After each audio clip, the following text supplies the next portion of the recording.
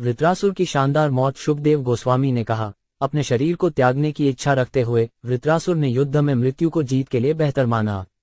हे राजा परीक्षित, उसने जोर से अपना त्रिशूल उठाया और बड़ी ताकत से स्वर्ग के राजा भगवान इंद्र पर हमला किया। तब दैत्यों के महान नायक वृत्रासुर ने अपने त्रिशूल को घुमाया, जिसके बिंदु सहस्राब्दी के अंत में प्रज्वलित अग्नि की लपटों के समान थे। बड़ी ताकत और क्रोध के साथ उन्होंने उसे गरजते हुए और जोर से चिल्लाते हुए इंद्र पर फेंका, हे पापी, इस प्रकार मैं तुम्हें मार डालूंगा। आकाश में उड़ते हुए वृत्रासुर का त्रिशूल एक चमकीले उल्का के समान था। यद्यपि धधकते हुए हथियार को देखना मुश्किल था, राजा इंद्र ने बिना डरे अपने वज्र से उसे टुकड़े टुकड़े कर दिया। साथ ही उन्होंने वृत्रासुर की एक भुजा काट दी, जो नागों के राजा वासुकी के शरीर जितनी मोटी थी। हालांकि उसका एक हाथ कट गया उसका शरीर, वृत्रासुर गुस्से में राजा इंद्र के पास पहुंचा और लोहे की गदा से उसके जबड़े पर प्रहार किया। उसने इंद्र को ले जाने वाले हाथी पर भी प्रहार किया। इस प्रकार इंद्र ने अपने हाथ से वज्र गिरा दिया।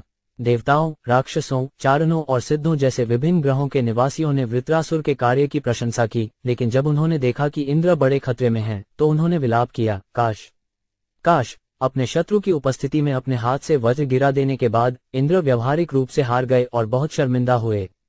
उसने हथियार उठाने की हिम्मत नहीं की दोबारा। हालांकि वृत्रासुर ने उसे ये कहते हुए प्रोत्साहित किया, अपना वज्र उठाओ और अपने शत्रु को मार डालो। यह अपने भाग्य पर विलाप करने का समय नहीं है। वृत्रासुर ने जारी रखा, हे इंद्र, हमेशा विजयी होने की कोई गारंटी नहीं है, लेकिन मूल भोक्ता, पूर्ण पुरुषोत्तम भगवान वही सृष्टि, पालन और संहार का कारण है और वह सब कुछ जानता है। हे मेरे शत्रु, जरा मेरी ओर देखो। मैं पहले ही हार चुका हूं, क्योंकि मेरे हथियार और भुजा के टुकड़े टुकड़े कर दिए गए हैं। आप पहले ही मुझे अभिभूत कर चुके हैं, लेकिन फिर भी एक के साथ तुम्हें मारने की इच्छा, मैं लड़ने की पूरी कोशिश कर रहा हूं। ऐसी प्रतिकूल परिस्थितियों में भी मैं बिल्कुल भी उदास नहीं हूं। इसलिए आपको अपनी नीरसता छोड़ देनी चाहिए और संघर्ष जारी रखना चाहिए। हे मेरे शत्रु, इस लड़ाई को एक जुए का मैच समझो जिसमें हमारा जीवन दांव पर है, तीर पासे हैं और वाहक के रूप में काम करने वाले जानवर खेल बोर्ड हैं। कोई नहीं समझ सकता कि कौन हारेगा और कौन जीतेगा। ये सब प्रोविडेंस पर निर्भर करता है। शुकदेव गोस्वामी ने कहा, सुनकर वृत्रासुर के सीधे शिक्षाप्रद शब्द, राजा इंद्र ने उसकी प्रशंसा की और फिर से वज्र को अपने हाथ में ले लिया। बिना किसी भ्रम या कपट के फिर वे मुस्कुराए और वृत्रासुर से इस प्रकार बोले। इंद्र ने कहा, हे महान दानव, मैं आपकी खतरनाक स्थिति के बावजूद भक्ति सेवा में आपके विवेक और धीरज से देखता हूँ कि आप देवत्व के परम व्यक्तित्व, परमात्मा और सभी के मित्र के पूर्ण भक्त हैं। आपने आसुरी मानसिकता को त्याग दिया है और भगवान के परम व्यक्तित्व वासुदेव पर अपने मन को स्थिर कर दिया है, जो हमेशा शुद्ध रूप में स्थित रहते हैं।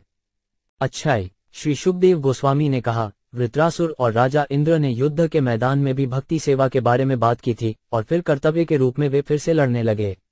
मेरे प्रिय राजा, वे दोनों महान योद्धा थे और समान रूप से शक्तिशाली थे। हे महाराज परीक्षित, वृत्रासुर, जो पूरी तरह से अपने शत्रु को वश में करने में सक्षम था, ने अपनी लोहे की छड़ी ली, उसे चारों ओर घुमाया, उसे इंद्र पर निशाना बनाया और फिर अपने बाएं हाथ से उस पर फेंक दिया। इंद्र ने अपने शतपर्वन नामक वज्र से वृत्रासुर की गदा और उसके शेष हाथ को एक साथ काट डाला। वृत्रासुर, खून बह रहा है, उसकी दोनों भुजाएं जड़ से कटी हुई अत्यंत सुंदर दिखाई दे रही थीं, मानो उड़ता हुआ पर्वत जिसके पंख इंद्र ने काट डाले हों।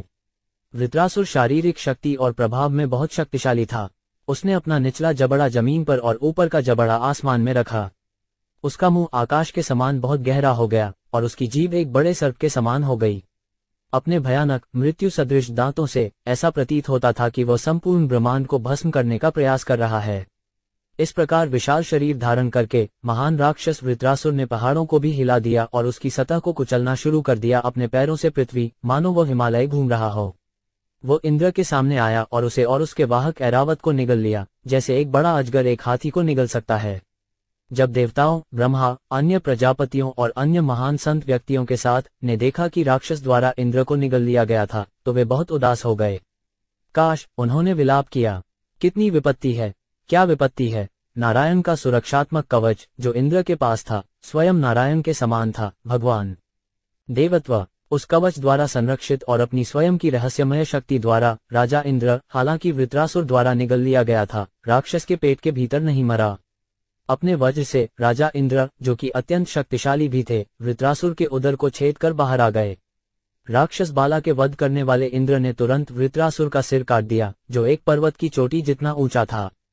हालांकि वृत्रासुर की गर्दन के चारों ओर वज्र बड़ी तेजी से घूमता था, लेकिन उसके सिर को उसके शरीर से अलग करने में पूरा 1 साल लग गया। फिर उपयुक्त समय पर वृत्रासुर के लिए मारे जाने के लिए उसका सिर जमीन पर गिर गया। हे राजा परीक्षित, शत्रुओं के वशीभूत तब वृत्रासुर के शरीर से जीवित चिंगारी निकली और वापस घर भगवान के पास लौट आई। जबकि सभी देवताओं ने देखा, उन्होंने भगवान संकर्षण के सहयोगी बनने के लिए पालौकिक दुनिया में प्रवेश किया।